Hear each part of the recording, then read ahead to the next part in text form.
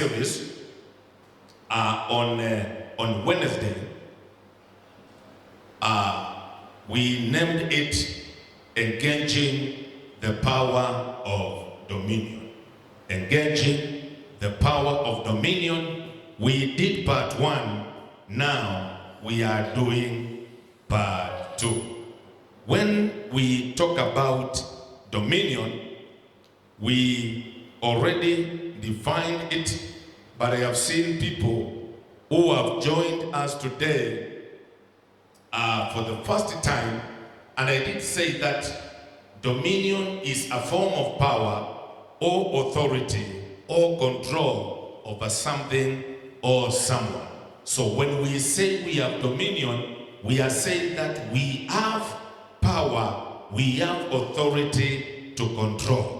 And I want to take this opportunity to release this power upon your tongue, upon your life, upon your body, upon your spirit, so that you may begin to control things, to take over in the name of Jesus. Anything that is taken over in your life, in your family, in your place of work, we want to declare you are taking over in the name of Jesus. And in simple words, you are now becoming in charge. May God enable you to be in charge. We did, after introduction, 2 keys or 2 points. And number 1, the believer this time must understand their authority. That was number 2.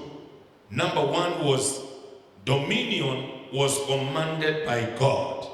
We told you to have that understanding according to Genesis chapter 1 verse 28. And number 2, the believer must understand their authority. If I can achieve number 2, then I will have succeeded in my objectives of doing this important teaching, that the believer must understand their authority. I believe on Sunday I will expound on that point further when we say you take authority. Before I now go to number 3 and number 4, I want to say a few things as part of my introduction today, why we need dominion. Why we need dominion. And we can look at Matthew 11:12. Matthew 11:12. KJV is going to be powerful. And from the days of John the Baptist until now, the kingdom of heaven suffereth violence, and the violent take it by force. This is a factor that we cannot deny, and our whole reason why we need to dominate or why we need dominion, because John the Baptist advanced the kingdom by force. And from his time until today, Jesus said, the kingdom suffereth violence. It is under strict violence, and until you develop some level of violence, you cannot receive it. You need violence and force to take the kingdom, and this makes dominion necessary. We can also see amplified of the same verse. I picked 1 or 2 things concerning the same. You need power to dominate. Amplified says, and from the days of John the Baptist until the present time, the kingdom of heaven has endured violent assault. That is a very strong point. That this time, the kingdom is enduring some violent assault. And no more people with usual power may not take something which is under violent assault. And the Bible says, and the violent man seize it by force. It is already under serious assault, which means we also need power so that we can dominate as a precious prize. A share in the heavenly kingdom is sought with the most ardent zeal and intense exertion.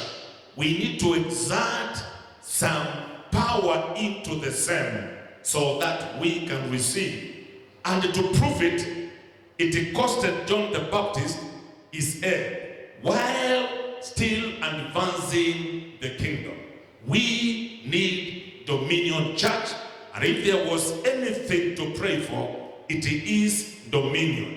The people who do ministry require dominion. The pastors need dominion. The people who minister in music require dominion. Those who serve God in various capacities require dominion. Men in their families require dominion. People in their businesses require dominion. Dominion is a requirement everywhere. Even those in leadership require dominion. Without dominion, we can't seize opportunities. May the Lord help you to receive dominion. Let me say this. Advancing the kingdom faces a lot of opposition. You can't wake up and seize the kingdom. It is important for people to know they need dominion because there is a lot of opposition. The path, Jesus said, is narrow for those who are heading to heaven. We are rulers of this dark world. That is where we are living. In this dark world, we are rulers and the principalities. A principality is a territory and another prince and another power. That is where you live, in a territory, but it is under a certain prince whom you have to deal with in dominion. That is why things go wrong when we are still there, because we have never known that we require to have this kind of power, this kind of advanced authority. So you need to dominate. You need power to dominate. We say there is a lot of grace which has been released upon the believers, but the enemy shields them from operating. You receive grace, but you get a shield. You cannot operate normally. You cannot move with speed. What do you require? Power to dominate. We are in the fullness of time. That one is for sure. When Jesus prophesied that the end times are going to come and the things are going to come and that we are going to do greater things than he said, this is the time. We are in the fullness of time, but much is at stake. It is at the threat of the enemy, the devil. We are being positioned to advance his kingdom, but still we have a lot of opposition. We need power to dominate so that we can capture the enemy in his realm. Without dominion, you are not likely to go there. We need to understand the authority which Christ has given us so that we can take the kingdom which is there. And can I say that we have a given assignment by God, that one of ruling, that one of reigning. And you can only reign with power.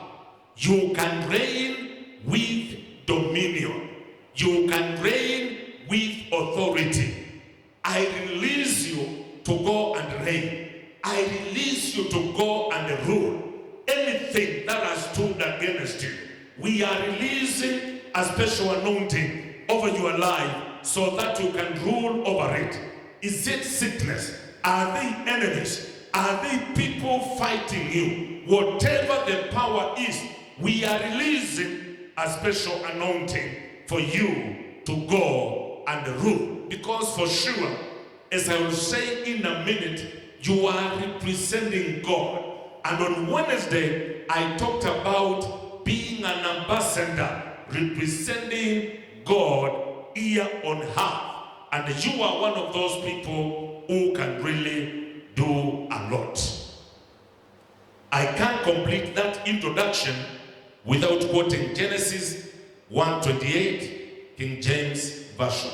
Genesis 1:28. And God blessed them, and God said unto them, be fruitful and multiply, and replenish the earth, and subdue it. Put your finger on subdue. I like that term, subdue. You need to subdue the earth. Can I say this? I checked in the Hebrew dictionary, and the subdue is a word which is equivalent of kabas in Hebrews, K-A-B-A-S in Hebrew, and it means to bring into subjection. That is the word for subdue. When we say you subdue, we are meaning you bring that thing under subjection. You rule over it. By the end of this teaching, somebody is going to bring something into subjection. Through the power of dominion, something must subject. If you don't bring things under subjection, they bring you under subjection. And nobody under my voice shall really be brought into subjection by any power or authority. You are receiving the power to dominate. As you think of subduing, bringing it into subjection through dominion, I want you to know that the party being subdued is assumed not to be willing. What you want to bring under subjection, the poverty you want to rule, the lack you want to rule, the delay you want to overcome, the opposition you want to move is not willing to be subdued. You need a high level of the power of dominion to bring it into subjection. That is why we say in Matthew 11:12, you exert strength to bring it into subjection. That is dominion. Exerting some strength, some power, some anointing, some spiritual authority. This is what we are receiving so that we can reign. How long will things rule us? We come to say we can't be ruled by situations. We are lifted, sitting together with Jesus to come and rule situations. And listen to me.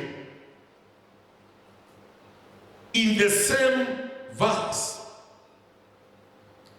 we are told, that is Genesis 1:28, KJV, we are told, and have dominion over the fish of the sea, and over the fowl of the air, and over every living thing that moveth on earth. Now, the word for dominion in Matthew 1, in Genesis 1:28, is called Radah, R-A-D-A-H. And in Hebrew, it is a word for dominion, and it refers to man's responsibility. I want to say this with all passion, that the meaning of dominion from the Hebrew word, it means the responsibility of man to rule. Rulership on earth is not for God. God has delegated us the authority to rule over the earth. The responsibility belongs to man. You can heal the sick. You can deliver the bound. You can bring down powers of poverty. ancestral spirits, any authorities raising against your family, against your children, against your money, against your wealth, you have a responsibility to cause them to subdue, to become subject to you by exerting some authority and some power. So the responsibility of dominion belongs to man. Because God is always in dominion. We cannot begin to tell God, come and dominate. He is already dominated. What is remaining is for man to understand himself and take responsibility and move to go and take charge and dominate. This is what we are releasing you to go and manage, to go and reign in a sovereign way. Otherwise, God fashioned us to share his own authority over creation. And therefore, you need to rule in the place of God. But I told you the other day, it was a birthright of Adam to dominate, to rule, to be in charge. He got this weighty matter of the responsibility of ruling. But of course, the deception of Satan made him to succumb to the lies that he came with. And although he lost authority, Jesus came to restore authority. No Christian can complain that authority has not been given to them. Now, that is enough introduction. Let me go to point 3, and the point number 4 is my keys. Number 3, we have, or even understand that we have the keys of the kingdom. Understand that we have the keys of the kingdom. I can't say it in a better way. In your life, in your head, in your ministry, whatever you do in your family, you have the keys of the kingdom. And I think a time will have to come when we define the kingdom, because it assumes a king is already there. And the dome stands for dominion. So already as we talk about kingdom, there is a king, and you are the one. Dome is about dominion and about ruling. Romans 8:17. And if children, then heirs, heirs of God, and joint heirs with Christ. If so, be that we suffer with him, that we may also be glorified together. What do I want to bring out here? Those who know me know that this is a verse I'll read many times, trying to explain to a son of God whom they are, that they are not only heirs, but co-heirs with Christ. What Christ is supposed to operate with from God, we also share with him. So you share authority with Jesus, and all that belongs to Jesus as the firstborn also belongs to us. He could be the firstborn, but this one also belongs to us. We can participate in all what the Father has, our God, and as co-heirs with Christ and his representative on earth, we have the right to exercise power over the enemy in Jesus' name. That is why we are talking about dominion, because we are releasing people to go and exercise power. Let me say something important here. We have territorial rights. Territorial rights. You better get this, because you need it. The revelation is in the territory where you operate from. Say you are in a particular county, You are operating in Nairobi. You are operating in Mombasa. A brother has just written to me on Messenger that, Reverend, we are locked here down. We don't know when we will ever come out of here. Let him also hear this, that we have what we call territorial rights, such that you can command through dominion a territory where you stay in. I'm imagining that the people under this revelation, under this system of understanding, they can be somewhere, and where they are, they command the things which take place in that particular territory.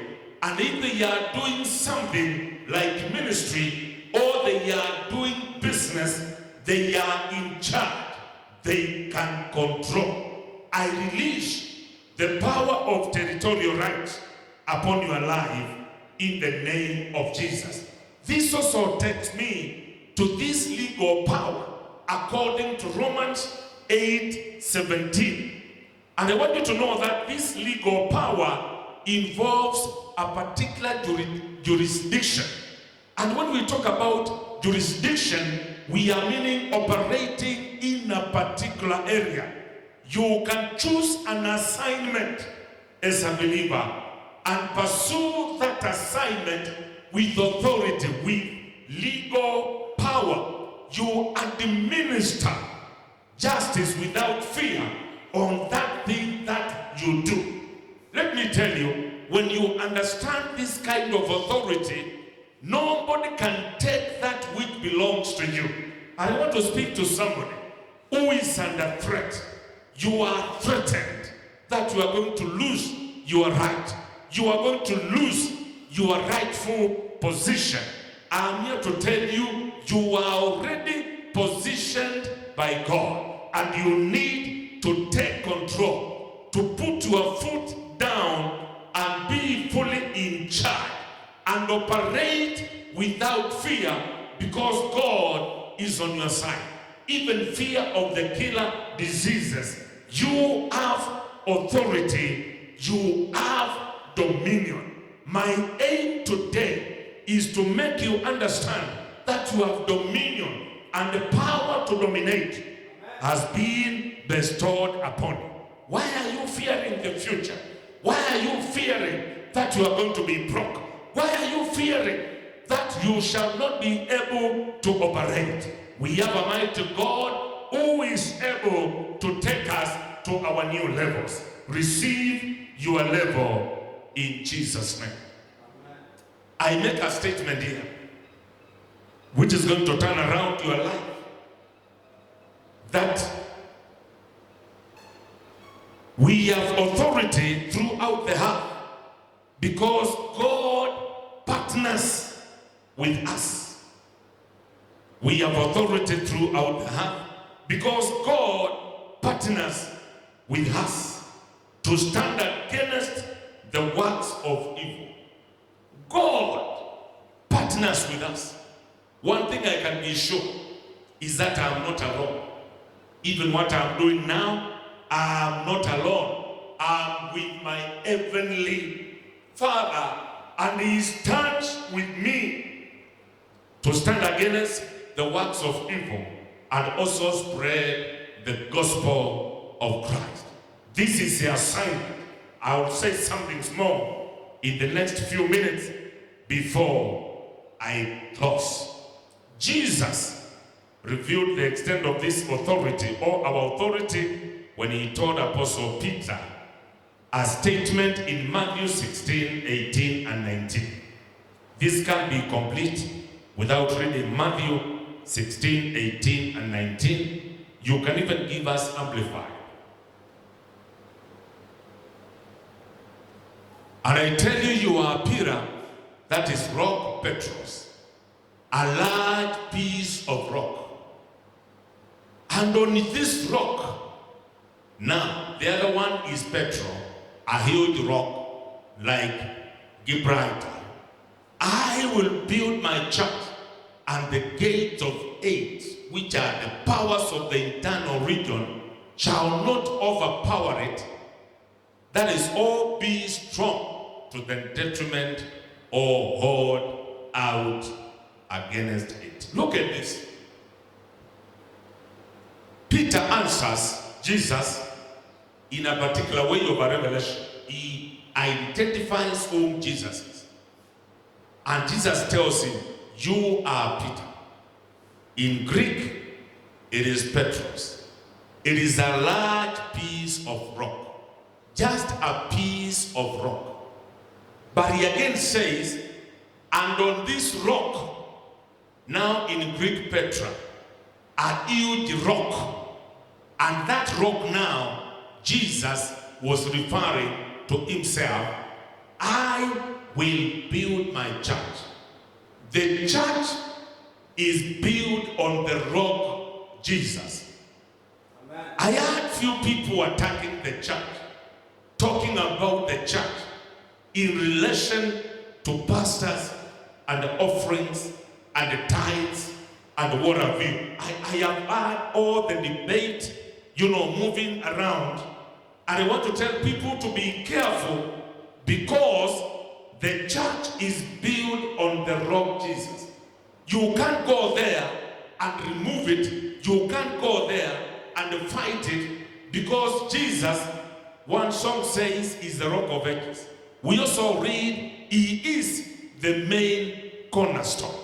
And no gate of hell can prevail over this particular church because of dominion. This is all about dominion.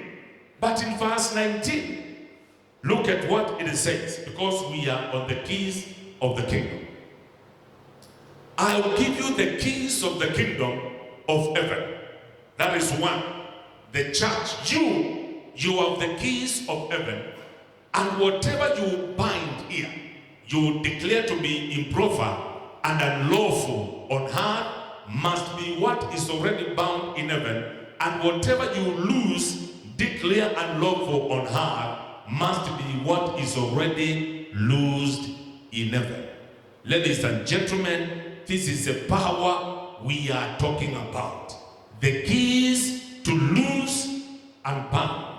There is no other power which is greater than losing and binding. You can only permit what is okay. You cannot permit what is not okay, because you bind it if it is unlawful, and you allow it if it is permitted. There is nothing else as greater as having the keys.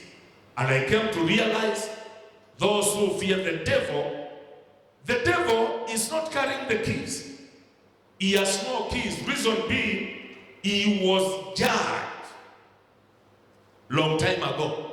He was already judged. His place is known. He is not carrying any keys, and we don't have to bother about it. Here there was an handoffer of keys. The keys which Jesus said was given to the church. And maybe our culture here in Africa may not allow us to understand handing over of keys, what it meant.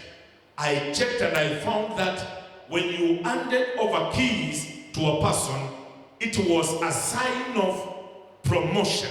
It implied promotion to full authority, which again is dominion. So the moment Peter was told, I give you the keys of heaven, it meant he was promoted. You were promoted and given another place in the kingdom. Right now, you can operate under authority because you have the keys and you are promoted. Did I say the other day, we are seated together with him in the heavenlies. You can forbid and permit. I allow you to go and forbid that which is not right and permit that which is right. The power, the authority to forbid and the authority to permit has been given to you. And I want you to know, with this kind of knowledge, enemies of darkness, when they see you, they start fearing, asking, what may he do to us today? May he do to us like the pigs that ran to the waters and drowned, because they know you have the authority to do all this. May this power of the keys rest upon you as you fight every battle in your life. And of course, all this is done by the direction of the Holy Spirit, because you can't wake up and begin to fight. You have dominion, but you need the leadership of the Holy Spirit. Key number 4. Intensify your relationship with God. Intensify. Make your relationship intensive. As you relate with God, intensify your relationship with Him. The closer you are to God, the more you will exercise dominion. James chapter 4 verse 8. We are encouraging people now to be closer to God, to move closer to God. The more closer you are, the more stronger you are going to be. Come close to God, and He will come close to you. It can't be put better than that. James was a seasoned Christian, an elder, a leader, an overseer for over 30 years, and he knew this secret. Come close to God. I'm reading Amplified. And He will come close to you. Who is the starter in this particular statement? Come closer to God. The gentleman had experience with God, being in leadership of the church for over 30 years. He says, come close to God, and He will come close to you. So the thing is, the starter is the man. Sometimes we miss that role. We want God to come down where we are, to the pit. I know He's a God who can search us, who caused His Son to be born in a manger, in a very poor place, looking for the lost. But if you can look closely, there are men who sought Him so that He can come. When you seek Him, church, He is going to come closer to you. And the explanation is, recognize that you are, sinners. Get your soiled hand clean. Realize that you have been disloyal. Repent. Wavering individuals with divided interest, and purify your heart of your spiritual adultery. So all this, when you purify yourself and you begin to seek Him, He is going to come closer to you, and your relationship is going to be greater. God is looking for men and women who are going to draw closer to Him. The closer you are, the greater the dominion. We don't want to lie to people that dominion is automatic. It has some conditions, and one of it is be closer to God. If I can pose a question and ask you where you are today, how do you feel? How is your prayer life? How are you close to God? Can you depend on Him? Because you are close to Him, answer those questions as we look at some few ways in which you can be close to God. Number 1, being determined to know Him. Be determined to know Him. If you want to be closer to God, learn to know Him. Because those who know their God shall be strong and will do exploits. Daniel 11:32. And the exploits are done because of dominion. When you see somebody doing exploits, greater things, it is because of dominion. So be determined to know him. 1 John 4:8 NIV. 1 John 4:8 NIV.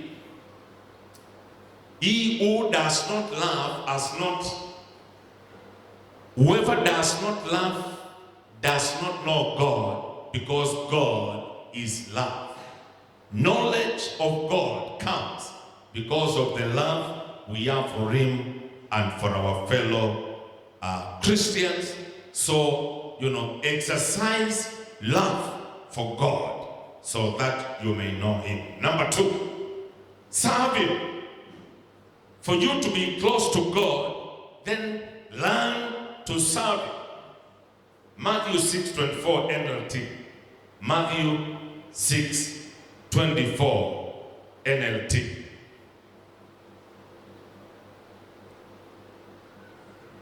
It says, no one can serve two masters. 6:24. No one can serve two masters. And this one encourages us to serve only one master, the Master Jesus, the Master God. We serve him. Then when you serve him, he is going to manifest himself in your life and grant you dominion as exhibited in Exodus 23:25. That is KJV. Yeah, that's okay.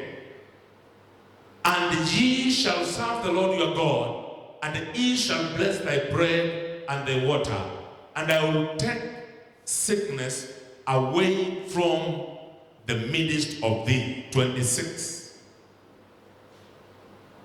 When you serve, there shall nothing cast their young, nor be barren in thy land. The number of thy days will I fulfill. Look at the way dominion comes. When you serve him, he gives you dominion over sickness, over miscarriage, over death, over dying early. You get dominion when you serve. So from here, serve God so that you can be closer to him. Number 3, obey his commands. Obey his commands. John 14:15 NLT. John 14:15 NLT. If you love me, obey my commandments. That is one of the best verses in the New Testament. If you love Jesus, if you love him, you will obey him. When you obey him, you are going to exercise dominion at the highest level. Number 4, depart from evil. Depart from evil. If you must have intensive relationship with God, depart from evil, church. Psalm 34:14 KJV. Psalm 34:14 KJV. It says, depart from evil and do good. Very important. Depart from evil and do good. That way you bring God closer to you. Search for peace and work to maintain it. Number 5, continue working out your salvation. Continue working out your salvation. Church, I want to inform you that salvation is worked out. You don't say I'm born again and then you stay. No. You work it out. You do things. You increase your level of prayer, reading the word of God, fellowship, repenting, loving people, giving, serving, tithing. You do everything to work out your salvation with fear and trembling, according to Philippians 2:12-13. God has a problem with people who get saved and they stay. They lose dominion. There should be evidence that you are moving. The litmus test is that you are doing something about your salvation. Number 6, there are only 7. Increase the intensity of prayer. Increase the intensity of prayer. If you shall ever be close to God, then you must pray. 1 Thessalonians 5:8. Those who come from this church, you know we have serious prayer programs. Be a participant. 1 Thessalonians 5:18 says, pray without ceasing. Number 7, live a life of thanksgiving. This is one point with 7 points. Live a life of thanksgiving. A life of gratitude brings God closer to you, according to 2 Corinthians 4:15 and Colossians 4:2. Colossians 4:2 says, devote yourself to prayer, being watchful and giving thanks to God. So, fill your life with thanksgiving. I find that one very useful, and I have interacted with people. When you begin to thank people, even telling them in a message, thank you for what you did, these people become closer to you, and your appreciation to them may make them even do more. When you thank God every day, your life is full of thanksgiving, then your relationship with Him is intensified and your dominion is more increased. I want to pray for you so that you can operate under dominion. I am not through with the teaching, but on Sunday, I'll bring some other 3 points which are going to touch your life, and you will never be the same again. On Sunday at 11, I'll be going on with this teaching. It is going to be powerful in your life. I must now pray for you to have dominion. Begin even by praying for yourself. Seek Him. Tell Him you need dominion. Father God, I pray this day that you may grant your children power to dominate. I release an anointing for dominion upon their lives in Jesus' mighty name. I pray right now, O Jehovah God, this person who had lost their dominion, I commit them unto your able hands, that you may restore it in the name of Jesus. I break every power interfering with their dominion. I destroy it today in the name of Jesus. Restore dominion in that family. Restore dominion in that church. Restore dominion in the life of that brother, in the life of that sister, in the name of Jesus. Where dominion has been stolen, I command it to come upon them in the name of Jesus. Come over this country, O God, and give our country dominion. Give the church dominion. Give the pastors dominion. Give the men of God dominion as they continue to serve you, O God. Even this time of the COVID-19, we are releasing special power, special dominion in the name of Jesus. Restore that right, the right to dominate that was there in the time of Adam. And Father God, as we have learned, you have given us the keys to break every power, to destroy all the forces of darkness. Help us to make use of the keys. And Father God, help us to intensify our relationship with you. Thank you, God, for everybody who has heard us. Save even somebody there who is not born again, so that they can also have dominion in the name of Jesus. Thank you for every viewer. Thank you for every family. Thank you for every believer. I want to pray for somebody who says, Pastor, I want to give my life to Jesus.